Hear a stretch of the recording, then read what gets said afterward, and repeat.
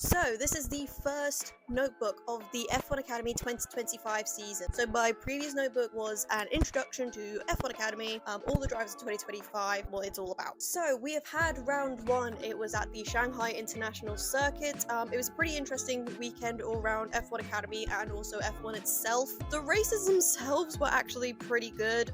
We had a bit of a weird start to the weekend. We had a couple incidents, but don't worry, I'm gonna run you through all that. So, I'm not gonna necessarily talk about testing because testing is not part of the weekend, but it was held at the Shanghai International Circuit prior to round one. Like I said in the previous notebook, testing isn't really indicative of anything.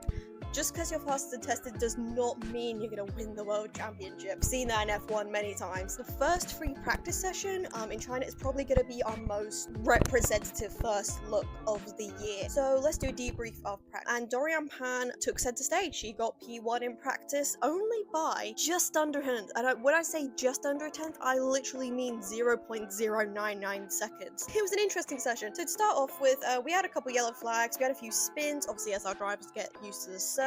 Ella Lloyd was the first spinner. She spun at turn 9. Luckily, no collision, no damage. She was good to go again. We also saw our wild card for this round, Shi Wei. She also had a spin at turn 1. No collision, no damage done. She could go on. However, we did get a very early red flag into the session with a really nasty collision. A lot of drivers in Formula 1 and Formula 1 Academy were struggling with tires, warming them up, getting them to grip up, etc. So down the back straight of the Shanghai circuit, all the drivers were basically what I like to call wibbly wobbling about. So they were warming up the tires, doing some wobbles, and basically Leah Block wanted to jump ahead in the queue ahead of Rafaela Ferreira. And unfortunately, as Leah went to go and overtake Rafaela, I don't know if Rafaela just didn't see her or whether her spatial awareness isn't good. Whilst Rafaela was doing her tire warming, she just veered into Leah Block as she was going to overtake her. Luckily, both drivers were okay, all drivers, everyone is okay, but unfortunately it did cause terrible damage to Leah's car. Subsequently, Ferreira was handed a 3-place grid penalty for both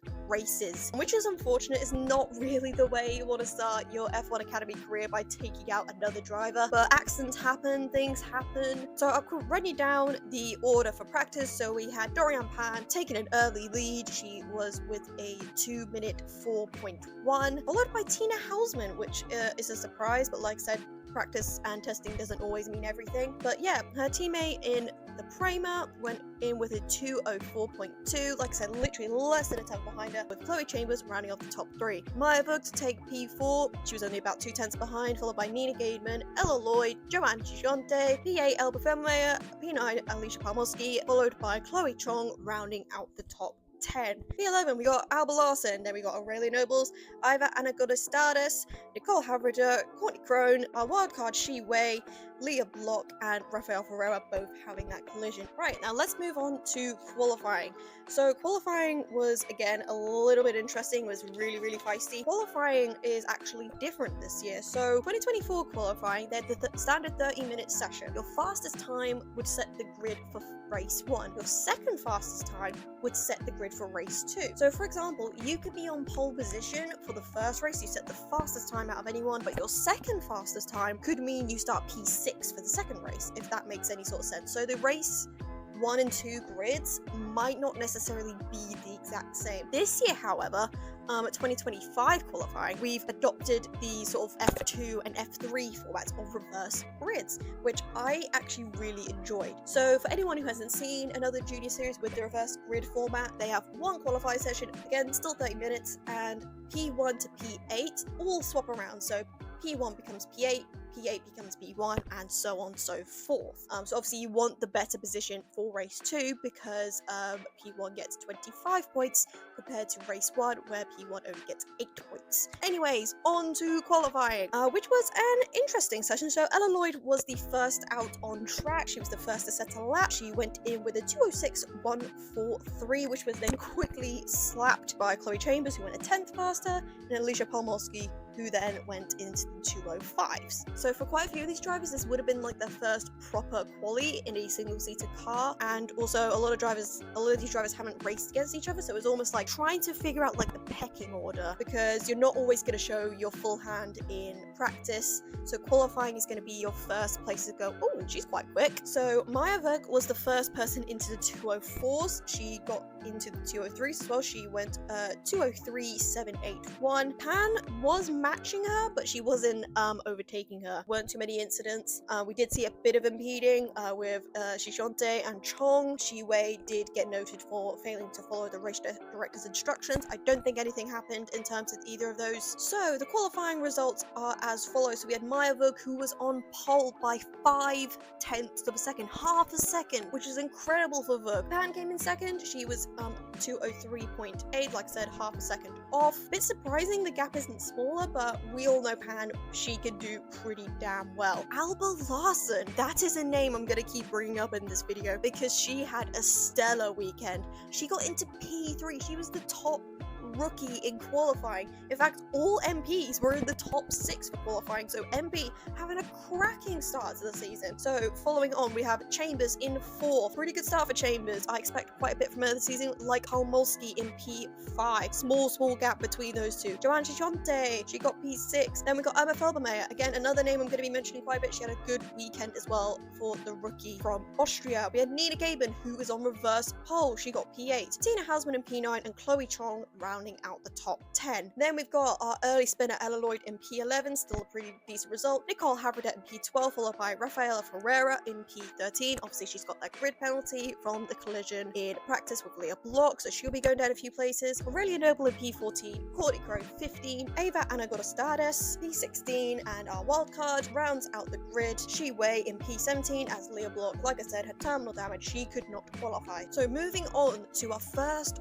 race of F1 Academy 2025. It was an interesting one, to say the least. Probably seen quite a few memes, quite a few videos. It was a safety car race.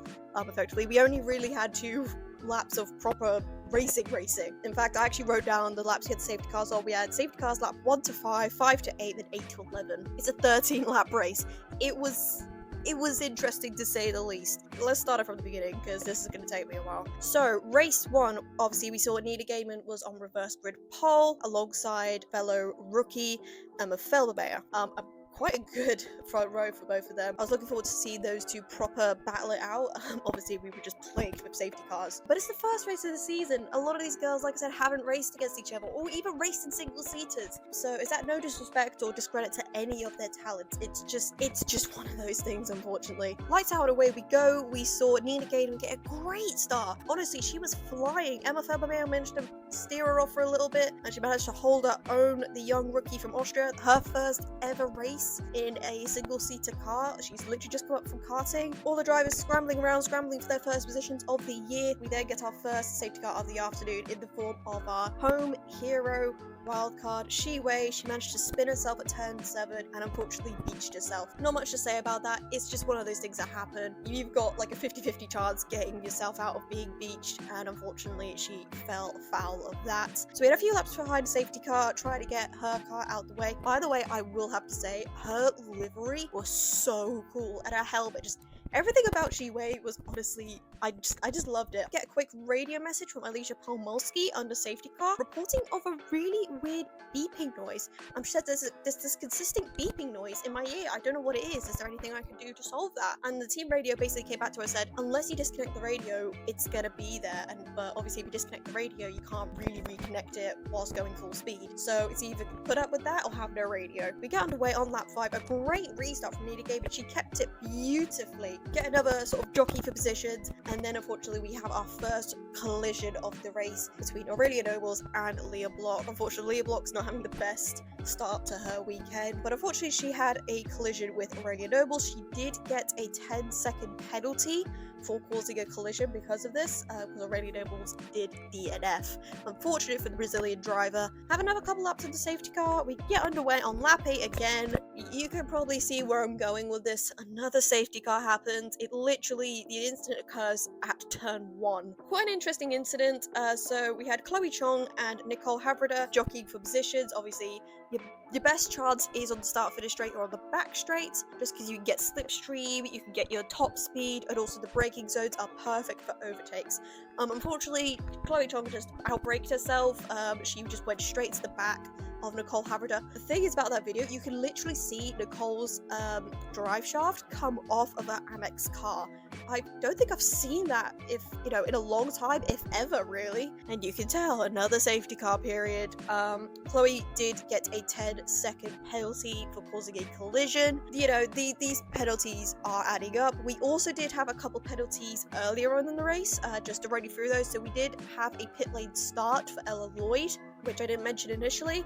She had incorrect tire pressures. So basically, she did a formation lap and just came straight to the pits and did a pit lane start. So bear that in mind. We also saw a starting infringement for Courtney Crowe. We also saw a starting infringement for Joanne Shishante, and she got a 10-second stop and go penalty. In terms of penalties in the racing world, this is kind of one of the worst ones. I don't think I initially saw what the starting infringement was. I did try looking up in the race report. It's either going to be she was either out of position on a grid box or a member of her crew was out on the track past the curfew. And the weird thing was, now you're going to have to bear with this one, I'll have to explain a little bit of the rules for people who don't know the rules of F1 Academy and motorsport in general. In the junior series, so not F1, you cannot serve penalties under safety car. Doesn't matter if it's a 5-second, 10-second, stop and go, drive through, you cannot serve it under safety car. A couple of these apply to F1, but they usually don't. You can usually serve like a 5-second under safety car. But I know they are constantly changing the rules, I could be wrong. So Joanne Shishante, she got this 10-second stop and go penalty in like the second, third safety car period. So basically she had to serve that in a racing lap in a green flag condition. For some reason,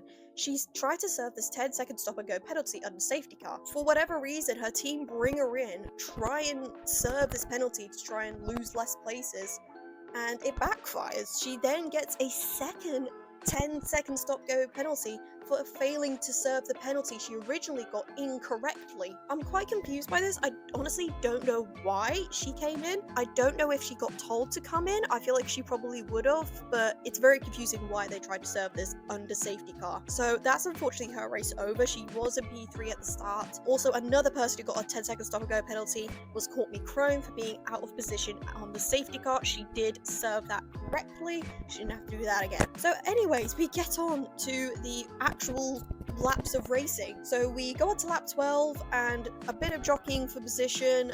So Nina Gaiman, she continued to run off with the lead. However, and I mean this with all the most sincerity, however, now I like Nina Gaiman. She had a stunning race. She had led the whole time, and she nailed the safety car restart. She's definitely one to watch for. She just needs to tweak her quality a little bit, try and get herself a higher starting position. She got reverse grid pole, so you can think of it one way or the other. But unfortunately, she was plagued with a mechanical failure on the penultimate lap of the race. She had done nothing wrong the whole weekend. Honestly, I felt so bad for her.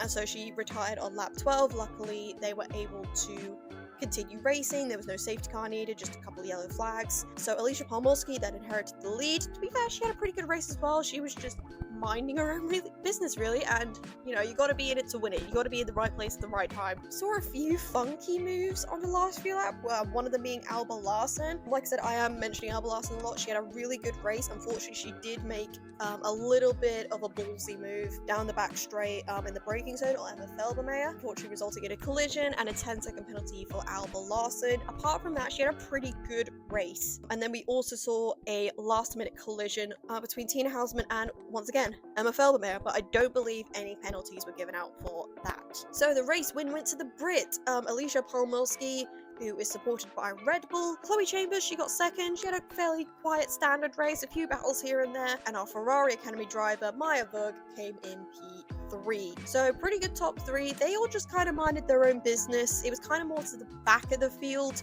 where it all kind of went down. P4, we saw Dorian Pan. Again, nothing really happened during her race. And Rafael Ferreira, she went from P16 to P5. She had a bad start to the weekend, but she made up the positions. We then went to Ella Lloyd. Like I said, she started from the pit lane, and went to P6. So really good for the McLaren Welsh driver. Then we saw Alba Larson. Like I said, she got that last minute penalty, which dropped her to P7. Still a pretty good race. And then we had Iva Anagorastadis in P8. And then we had one of the earlier collisions, Leah Block. She is in P9. Obviously, she was one of the ones who got the penalty, just like Chloe Chong, who rounds out in P10.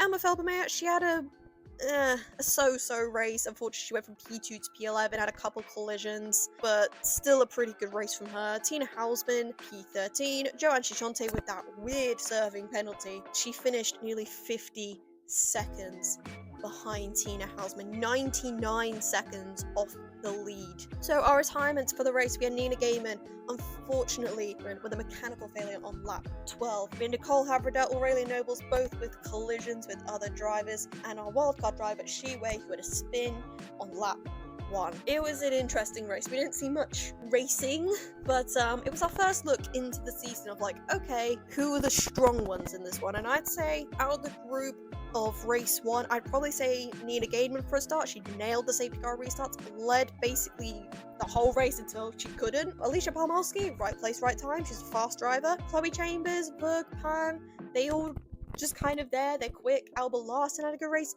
Ella Lloyd shot up, as well as Rafael Ferreira, but this is a reverse good race, so it's kind of a little bit more chaotic because there's less points on offer. So everyone's trying to grab the points where they can. Moving on to race 2. So this race, the grid was set up by the initial quali results. No reversing, none of that. So we had Maya Vug starting on pole, Pan in second, and Larson in third. So we have a bit of context before going into this race. So both races are 13 laps. However, 2 laps were knocked off the second race due to an oil spill. One of the sessions before F1 Academy had a vehicle leaking oil onto the track. So they basically had this white chalky powdery stuff that they dashed onto the track, meaning basically one half of the grid had this big line of white powdery chalk. You might think of like, oh, you know, that's not too much of an issue. However, this would cause less grip. So they decided to do a rolling start so that they could prevent all the drivers on that side of the grid having a disadvantage. They had a rolling start, they had the formation lap, and then they had an extra lap after that. That knocks 2 laps off the race because they have a very strict schedule they have to keep on top of. A bit of pre-race team radio in the Prema garage between Tina Hausman and Nina Gaidman. So Tina was told in relation to Nina, try to work with Tina. She's your teammate, not your enemy. It's a fairly standard, team radio message to give to any driver. Work with your teammate. She's there to help you, not to break you down. The race gets underway with a rolling start instead of a standing start, and Pan just gets Vug off the line. Unfortunately, Vug was really upset she was very distraught. You can see it on the podium. You can see it in the cool-down room. She just made a mistake, and Pan, she didn't run away with it. Vug was still 2 seconds behind her by the end of the race. We saw a collision between the 2 other Prema teammates of Tina Hausman and Nina Gaidman. Tina just tried to go on a move that I don't think it was ever really going to work unless Nina suddenly gained a massive amount of space on her other side. This caused Tina and Nina to spin, and Tina got a 10-second penalty for causing a collision. And then we also had more collisions on lap 1. Unfortunately, this was the only safety car period we had, and all drivers were okay. So Chloe Chong, in the Charlotte Silbury car, she clips Joanne Shishante, which then in turn also takes out Aurelia Nobles and Nicole Havrida. Bearing in mind, Aurelia and Nicole didn't actually finish the last race. This was just so unlucky. Even Aurelia said on the radio, man, I'm so unlucky. Chloe Chong did receive a 10-second penalty for causing a collision. We had a bit of a safety car period from lap 1 to lap 5. Apart from this, we didn't have too much drama. We had a great battle between Chambers and Larson as well, and also Felbermeyer. Those 3 were kind of hashing it out, and Chambers literally got past and went, finally. She was just battling so much. But yeah, it was a fairly quiet race after that, and Dorian Pan went on to win She had 2 seconds to Maya Vug, who, like I said, wasn't overly happy with making that mistake, just not being able to catch Pan after that. Chambers rounds out the podium, so we kind of have like our top 3 who we think are going to be in the top 3 of the championship all on the podium. Alba Larson with her brilliant debut, P4. Same with Emma Felbermeyer, she had a great race. Alicia Pomorski in P6, and Ella Lloyd, once again, good race for her in P7. Rafaela Ferreira went from P16 to P8, so she had a good weekend despite that bad start, with Leah Block in P9, Nina Gaidman in P10, rounding off the points. So that's what I'm kind of saying. I think if Nina Gaidman got a little bit higher, I know she obviously wouldn't have started on pole in the reverse race, but I think if she could get a little bit higher, I think Nina Gaidman could be there. I say watch out for her. Chloe Chong in P11 because she got that 10-second penalty. Courtney Crone in P12, pretty quiet race for Crone.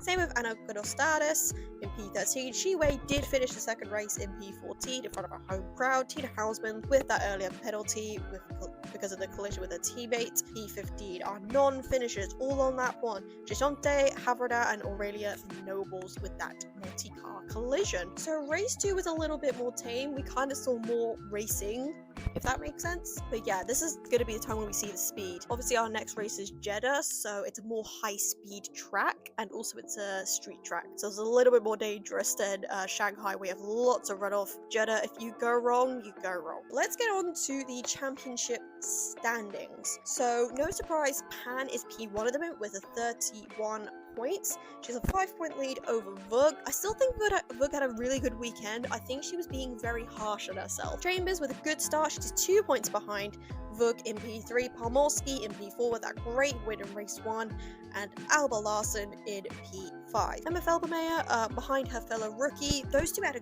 great weekend.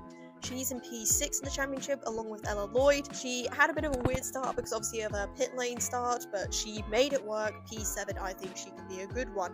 And she's also said in a few interviews she's aiming to do higher. Rafaela Ferreira, even with a bad start of the weekend, is P8 in the championship, just in front of Leah Block. Ava Anagonostadas with 1 point along with Nina Gaidman. So we got Chloe Chong, Courtney Crone, Tina Hausman, Joanne Shishante, Wildcard Shi Wei, Aurelia Nobles, and Nicole Havrada yet to score any points. So that's how the driver standings are looking. How are the constructors, I hear you ask? So Campos are taking an early lead, a 10-point lead over MP. Kramer with an 8-point disadvantage to MP, the Dutch team. Roden Noiseball with 19 points in P4. ART with 2 points, and High Tech with just 1 point on the board. So with these notebook videos, I'm also adding a little bit of a section dedicated to our wildcard driver of the weekend. So this weekend we had Shi Wei. She's from China. She's actually Baotou. I don't know how to pronounce that. I couldn't find a birthday for her. I couldn't actually find a lot of personal information about her. So her racing career actually started in 2023. From what I can tell, she went from an influencer style person to a racing driver. It's just one of the things she's picked up in her life, so good for her. 23, she was in Chinese Formula 4. She continued Chinese Formula 4 into 2024. She also was in a bit of supercars. She did Toyota Gazoo, and she was also in the Chinese Endurance Cup as well. So a bit of additional information about her. So she won the Best Rookie Award in the 2023 Chinese Formula 4 Championship. So her driver number 24 was actually Zhou Guanyu's number in Formula 1, if you guys remember. She said she chose this number to bring her strength and luck, which I actually find quite sweet. So she studied journalism in Ocean University of China. So that's what's kind of maybe making me think maybe she's like 19-ish, 20, I don't know. And additionally, she also holds a helicopter and motorboat license, which is just a little interesting fact. She's supported by Just Sports, which is a big company in China. She did finish in race 2, unfortunately not scoring any points, but she got to finish in front of a home crowd, and she had such a lovely reception at the Shanghai International Circuit. There were so many videos of her interacting with fans. She seems like a lovely, lovely person. And I hope she goes on to do many great things. So that is race 1 over and done with. So a few questions on our hands. Is it going to be Vug versus Pan for this season? Maybe versus Chambers? We don't know. Because Pan is a very good driver, so is Vug. They are both major talents. They both got wins last year. Also Chambers, but nobody talks about Chambers. So I'm going to throw Chambers in there. Out of the rookies, I'd say Alicia Pomorski. I kind of don't count her as a rookie sometimes because she's just so experienced, or she had the wildcard seat.